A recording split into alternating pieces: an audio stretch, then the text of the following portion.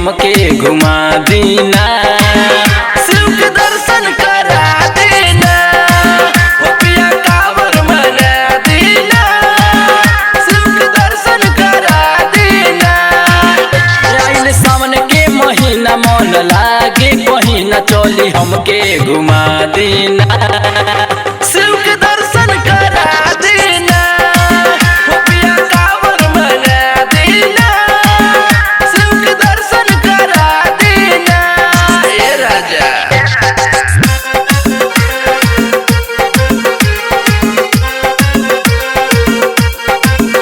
नहीं करना बहाना है, असो बोलबो मजाना है।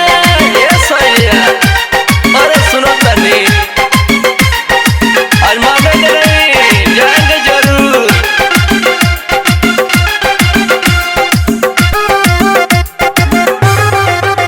अरे हर साल को देनी माना, कोई के कवनो बहाना। अब की न मानब सैया, देखिल सपना रोजाना। जाई जल्दी बाजार ले ले आई गेरुआ साड़ी, हमारा जियारा जुड़ा दीना।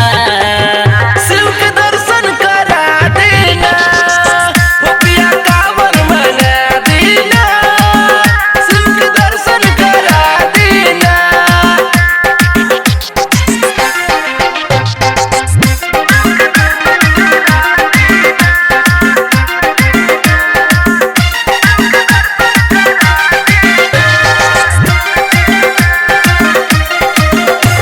ना बाटे पैसा तो जाके करन से ले ली उधारी।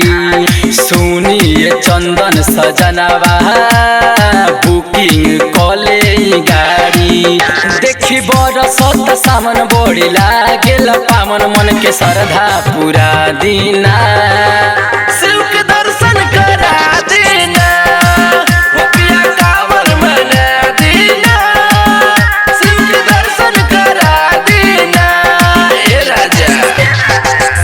आइल सावन के महीना मन लागे कहीं न चली हमके घुमा देना।